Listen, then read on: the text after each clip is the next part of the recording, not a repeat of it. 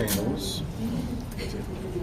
Meu nome é Carim Ainuz, eu sou o diretor do filme A Vida Invisível, que teve sua primeira exibição pública ontem à noite aqui na abertura do Cine Ceará, e talvez tenha sido uma das noites mais emocionantes da minha vida profissional, acho que pessoal também. Foi muito bonito e foi muito comovente poder estrear esse filme, que apesar de ter sido filmado no Rio, de estrear no lugar onde eu nasci, no primeiro cinema onde eu fui na vida. Em primeiro lugar, justamente com o prêmio, a homenagem de carreira, há muitas referências de seus filmes dentro desse filme, pelo menos do que nós críticos podemos ver. Como foi construir essa narrativa e como é essa evolução desse olhar? Você olha para trás e percebe essa bagagem presente na hora de filmar?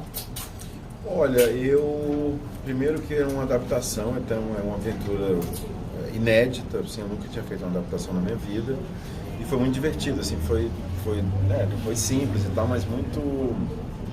A sensação de você que tá, sabe quando você está num trapézio, que você salta e tem rede, assim, tinha sempre uma rede ali que eram os personagens, a agenda dos personagens, a história do personagem, né? Porque ela passou anos fazendo aquilo, então quando a gente pega uma adaptação, tem um trabalho que já foi muito feito, assim. A outra coisa que você perguntou com relação a se eu acho que tem traços dos outros filmes nesse filme, eu acho que pela primeira vez em todos os meus filmes, sim, na verdade é o 7º filme e, enfim, em alguns momentos de maneira consciente, alguns de maneira não consciente, assim, mas eu certamente acho que tem não só traços dos outros filmes, mas tem personagens dos outros filmes que reemergem aqui, assim, sabe? Acho que o personagem da Filomena é uma Madame Satã de Sais, acho que o personagem da Guida é um pouco a Sueli, então... O que acontece é que, de fato, tem uma recorrência de personagens e de estilo visual e de textura dramatúrgica, eu acho que não tanto, assim, eu acho que talvez tenha uma coisa que é um desejo de uma imagem, que seja uma imagem menos nítida, assim, que eu acho que está presente. Como você chamou de ruído? Que não é o grão, né? Uma imagem cheia de ruído, assim, que eu acho que é uma imagem que é deteriorada, que é um pouco uma imagem que está em muitos dos outros filmes. O mistério no digital? É exatamente isso, assim, na verdade é o digital como algo não explícito, usar o digital como uma superfície ou um sensor que pode ser dotado de mistério, assim, por isso é destruir a resolução, por isso é escolher uma lente que tem fungo, por isso é subexpor.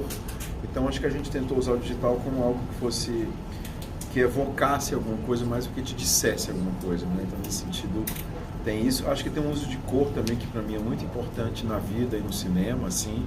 Eu acho que eu jamais conseguiria fazer um filme em branco e preto, por exemplo. Eu acho chato, eu acho...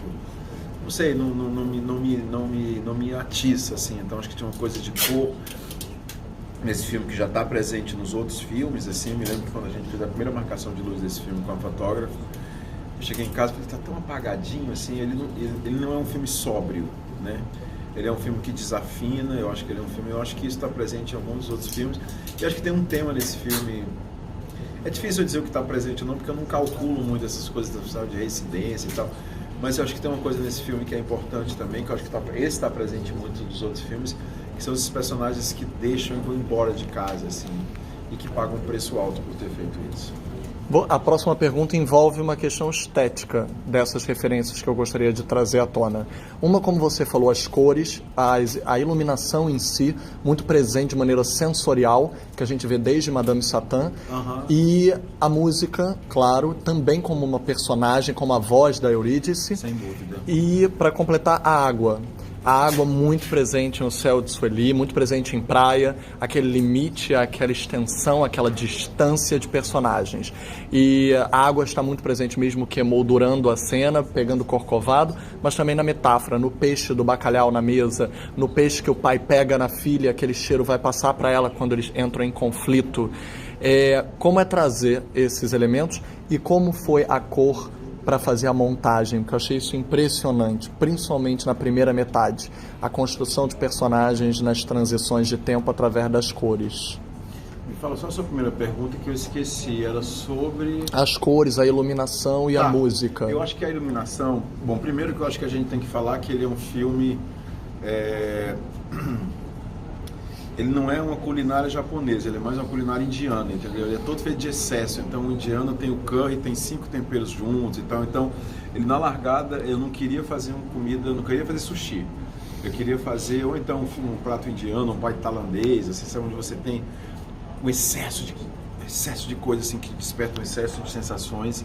Tinha uma outra coisa que era importante para mim, que ele não tivesse cara de real, assim, era muito importante que esse filme ele de fato existisse no mundo meio fabular, no mundo do artificial, assim como a vida daqueles personagens é tão artificial, né?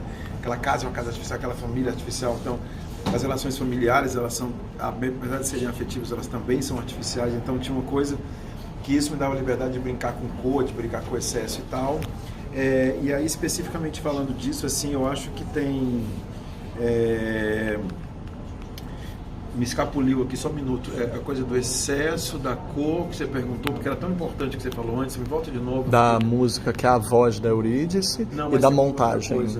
Não, tem uma outra coisa antes que era importante que você me perguntou, que é a coisa do excesso, a coisa da cor, a questão do artificial, a questão da interpretação também, que é excessiva, mas é tão importante que você me perguntou, cara.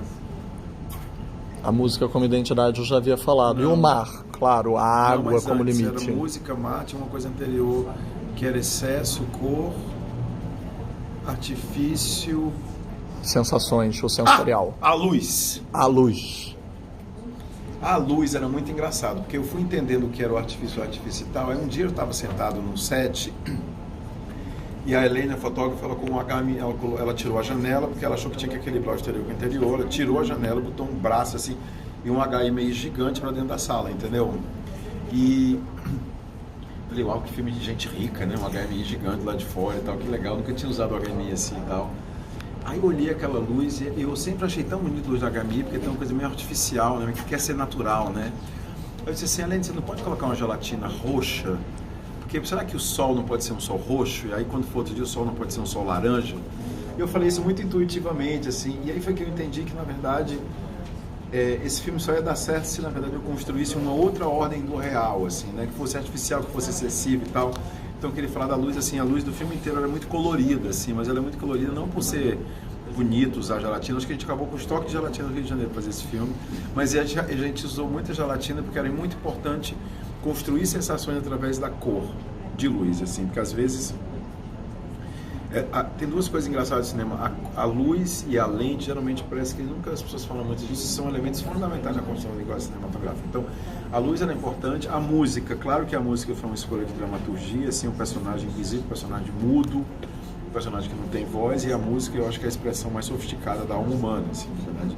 Eu acho que eu sinto que eu sou ser humano quando eu ouço música, entendeu? Porque é um negócio que é meio mágico, você não tem como, vai tum, tim, tum, tá, e o negócio faz assim com você. Então a música era muito importante, que fosse um personagem que quisesse falar e não pudesse, e que a fala desse personagem fosse musical, fosse poética. Então ela ser pianista era parte dessa reflexão. E tinha uma outra coisa no filme também, que é o seguinte, todo mundo fala assim, porque é muito manipulador o uso de música, não nesse filme, mas em geral, né? Se fala muito de crítica de música, e o que eu acho que eu assumi nesse filme, tudo é manipulador, mas eu tenho que manipular de maneira sedutora, entendeu? Porque tudo é manipulador, assim. E então, a música foi uma coisa que eu nunca fiz antes, e que eu, nesse filme, tem um excesso de música, e ela... Eu comecei a entender, no momento que eu também comecei a entender que eu estava falando de uma mistura de música, de câmara e com ópera. Esse filme tem algo de ópera, né? Ele tem algo de grande, de gigante, de gesto magnífico, assim e tal. Então, a música eu não tive muito... É isso, não tem que ter medo de nada, né? Quando você não tem que ir, go, go, go, assim. Então, a música era muito importante para isso. E você falou de uma última coisa, que era a montagem. Pois é, a montagem era o seguinte, acho que o grande desafio da montagem é como é que você lidar com elipse, né? Sem você ser subserviente, sem você ficar passando a mão na cabeça do espectador, sem você ficar hiper explicando tudo. Então a gente partiu de uma coisa que que é a falta como elemento catalisador. Então, por exemplo, você está num... Mas mas realmente ser um abismo. Você está com um personagem aqui, você corta para esse mesmo personagem, só que daqui a 5 anos, e você no começo você acha aquilo estranho, e depois você vai entendendo que se passaram 5 anos. Ao invés de te pegar pela mão e dizer, olha, agora se passaram 5 anos, entendeu? E eu acho que isso é bom porque isso cria dinâmica. Sabe, como se você tivesse uma música que às vezes você desafina, é como se você estivesse fazendo uma música. Tem um segundo refrão, ou muda point. É música. 2 perguntas rápidas para terminar, elas são diferentes, mas eu preciso fazer rápido por causa do tempo. Uma é os personagens masculinos opressores, a maioria é interpretado por comediantes. Seja o Gregório, seja o Ceilão, o próprio Flávio faz vários papéis de humor, se isso foi intencional. Total. Até a palavra que o Flávio usou foi que ele é um incompetente, então se era para torná-los patéticos na sua prepotência. E se as referências à Central do Brasil foram intencionais. As cartas, aquele momento final parece muito lugar onde ela resgata o menino no final do Central do Brasil. Se foi intencional alguma alusão. Tá. Eu vou responder a primeira pergunta dos comediantes? Não, do Central do Brasil. Cara, assim, eu na verdade eu adentrei o cinema brasileiro contemporâneo através da Central do Brasil. Assim, eu conheci o Valtinho em 1997 e é graças a ele, é por causa dele que eu fiz o Madame Satã, mas a minha relação com o Central não é porque eu amo o Valtinho e que ele é um grande amigo, assim, é por conta de que eu acho que é um dos últimos filmes brasileiros que de fato tiveram um poder de arrebatamento popular, assim, né? O que teve poder de arrebatamento popular depois são filmes que não necessariamente eu acho que foram produtivos politicamente, assim, foi o Tropa de Elite, foi Cidade de Deus, entendeu? E eu me sinto muito mais próximo do Central do Brasil, eu acho que ali tem algo que enfim, é uma questão de afinidade mesmo, assim, né? Não só de afinidade cinematográfica, mas de afinidade política. Então, só para te contar um pouco da gênese dessa minha relação com o Central. E aí é óbvio que a gente foi ver locação no Rio e dizia assim, pô, tem que ser uma locação da década de 50, todo mundo me levava para uma coisa colonial. Eu falei, não é colonial, é década de 50, arquitetura moderna e tal. E aquele projeto do Rede é um projeto incrível, eu sempre quis filmar lá. E quando a gente foi visitar, eu fiquei realmente impressionado, assim. Tem um projeto que é um projeto de horizontalidade, no sentido de todo mundo ter o mesmo lugar, um projeto de comunidade, entendeu? Tinha uma coisa de utopia ali que não deu certo, mas que deu também, que é um pouco a vida da Eurídice. Então, para mim, imediatamente tinha uma relação entre esses dois lugares, e aí quando eu cheguei lá eu me dei conta, mas isso foi antes de ter escolhido a Fernanda, entende? Então eu queria muito falar, e quando eu escolhi a Fernanda, eu fiz assim, clac! Eu acho que isso aqui, aí alguém disse, não, vai ficar muito parecido com o Central. Eu falei, que bom. Né? Que bom que seja parecido com o Central e não que não seja parecido, sei lá, entendeu? Com outras coisas as quais eu não respeito tanto. Então, foi muito orgânico, assim, mas de fato tinha uma vontade disso. E aí tinha uma outra coisa que você me perguntou. Os comediantes. Tinha um desejo de dar a essas pessoas, que são os personagens masculinos do filme, a primeira coisa, eles não podiam ser... Eu falo para todo mundo assim, o filme ele foi classificado na Ancine, em determinado momento, como um filme androfóbico. A gente mandou o dossiê e as notas que ele era androfóbico, que ele é um filme que era contra os homens e tal. E ele era androfóbico de propósito, porque tem um monte de filme misógino, não tem? 90% de filme misógino. Eu falei, vamos para um filme androfóbico, eu acho legal. Mas aí eu comecei a entender que talvez, como esse ato de violência, né, de confronto frontal, assim, eu fiquei com medo disso virar contra a gente, assim, ó, tá vendo?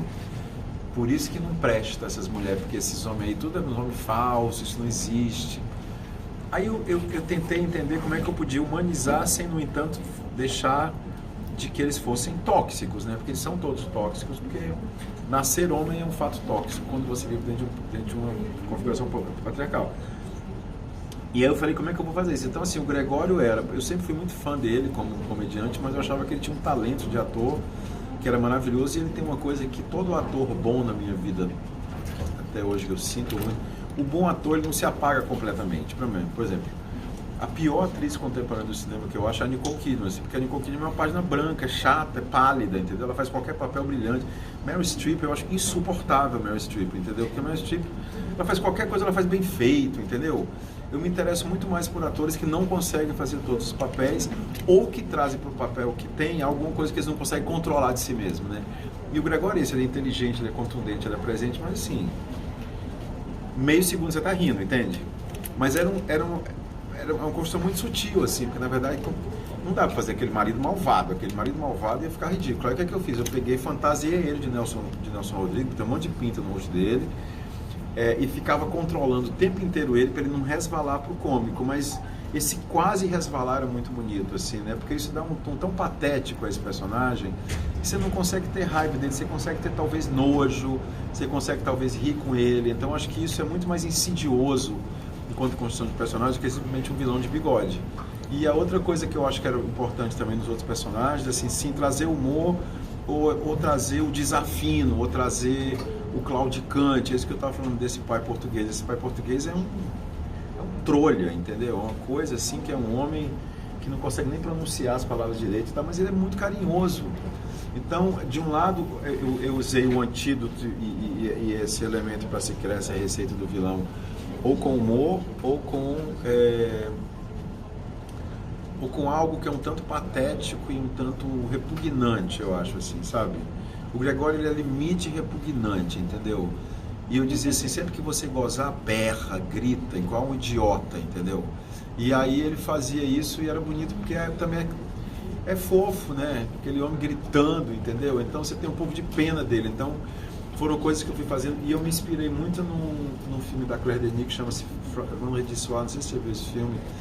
Quando eu vi esse filme, fiquei muito impressionado. Todos os atores são grandes atores de comédia na França. Eu falei, puxa, tem um ruído aí que é muito bacana, porque ele sempre vai... Mas era delicado com o Gregório, porque assim, era o tempo inteiro um ajuste fino de regente, assim, porque também não podia ser tão engraçado. Porque daí você deixa de levar o personagem a sério, entendeu? Mas enfim.